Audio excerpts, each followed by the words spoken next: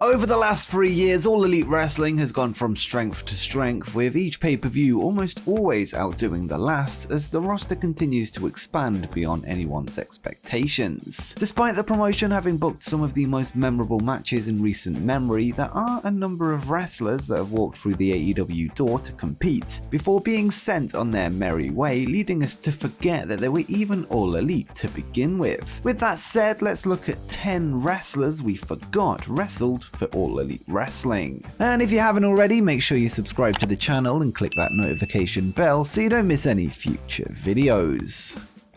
The daughter of the legendary Roddy Piper, TEAL Piper is not your typical debuting second-generation wrestler, having had zero wrestling experience before her debut at AEW All Out 2019. During the buy-in to the pay-per-view, Piper was featured in the Women's Casino Battle Royal to determine who would be featured in the match to crown the inaugural Women's Champion. In the Battle Royal, Piper had a less than successful performance as she was eliminated by ODB without making a single elimination herself. This was the only time we've seen her step foot in the ring at a large-scale event, with her family legacy alone not enough to secure her an AEW contract. Since her AEW debut, she has gone on to wrestle just one match on record, this for the ARW promotion in Florida, having also appeared for Women of Wrestling to host the Piper's Pit-inspired segment TEAL Talks.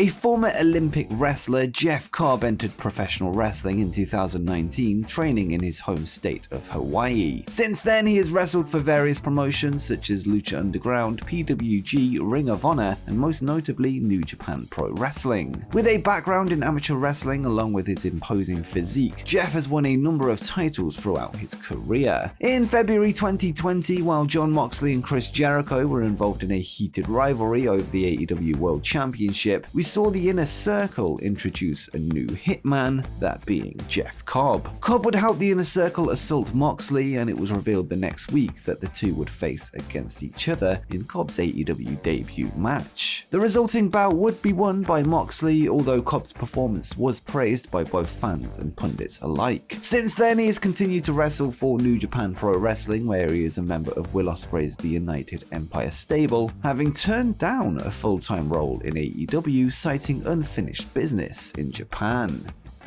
Former WWE superstar Cameron is mostly known for her run as part of the tag team The Funkadactyls, where she and Naomi acted as a backing dancer for Brodus Clay. As well as this, she is remembered for her stint in WWE Tough Enough, where she would tell Stone Cold Steve Austin that her favorite wrestling match of all time was Melina versus Alicia Fox, much to the confusion of the legendary host. 4 years after her WWE release, wrestling fans were surprised to see her join AEW's Women's Tag Team Cup tournament, this being in 2020 under her real name of Ariane Andrews. However, her AEW run was short-lived, wrestling only once, despite teaming up with the dominant Nyla Rose. The two would come up short against Ty Conti and Anna Jay in a much-forgotten YouTube match. Since her AEW debut, she has yet to wrestle again, with her AEW appearance being her only match in the last 6 years, leaving many to wonder why AEW brought her on board in the first place.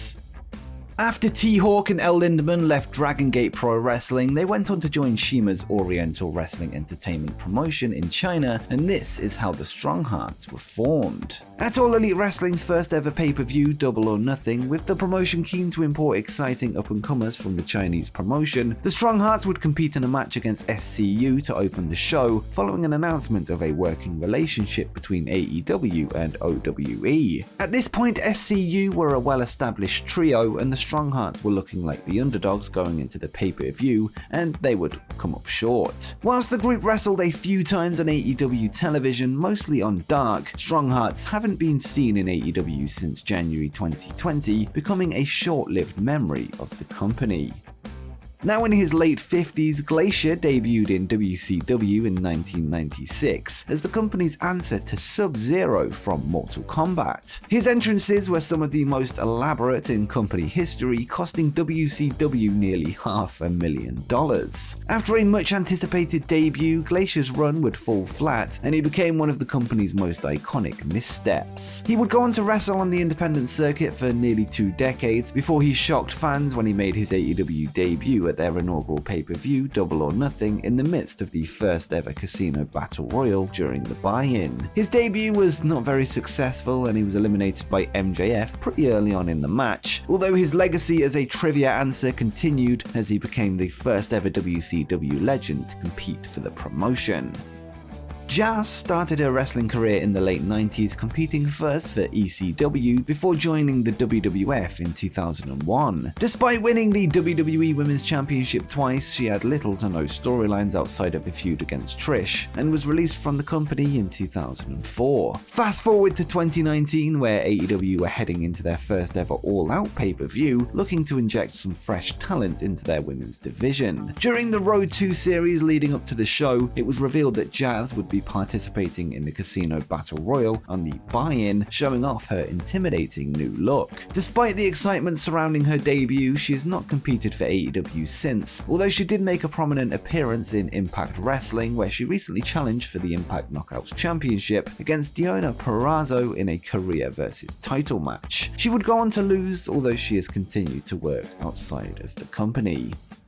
A legend of the Japanese wrestling scene, Aja Kong has an extensive career inside and outside her native country. She debuted in All Japan Women's Pro-Wrestling in 1986 and stayed with the company until its demise in 2005. Kong would make her AEW debut at the Double or Nothing 2019 pay-per-view, teaming up with Emi Sakura and Yuka Sakazaki to take on Ryo, Hikaru Shida, and Ryo Mizunami in a losing effort. Nearly 2 years later, she would return to the company to compete in the AEW Women's Title Eliminator Tournament on the Japanese side of the bracket, before losing to Mizunami once again, this time in the semi-finals. Despite her appearances in the promotion, it's easy to forget that they even happened, with her only wrestling on one big event, with her tournament matches being hidden away on YouTube, which is a great shame given her stature in women's wrestling.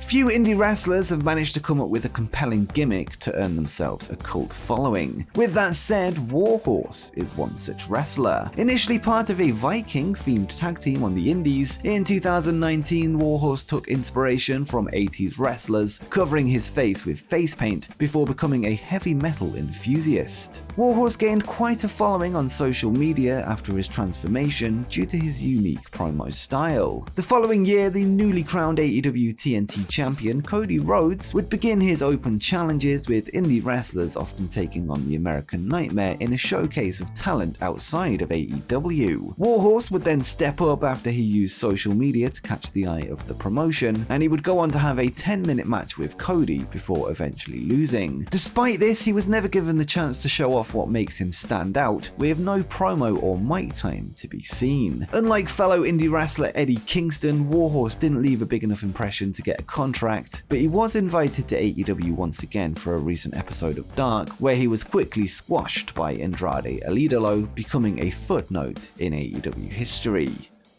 Dustin Thomas quickly became an internet sensation in 2019 after his debut in Game Changer Wrestling. He would shock fans with his ability to navigate his way through a wrestling match, despite the fact that he had no legs. As you can imagine, this made him stand out from the rest of the roster, which led to AEW giving him a shot at their inaugural pay-per-view, Double or Nothing. Dustin was featured on the buy-in as a participant in the Casino Battle Royal, and despite not being able to win, he would manage to score himself an elimination, wiping out the debuting Shawn Spears before being eliminated by the villainous MJF. After his 15 minutes of fame came to an end, Dustin has continued to pursue his dream job, although he has only wrestled sparingly, this not being helped by the pandemic.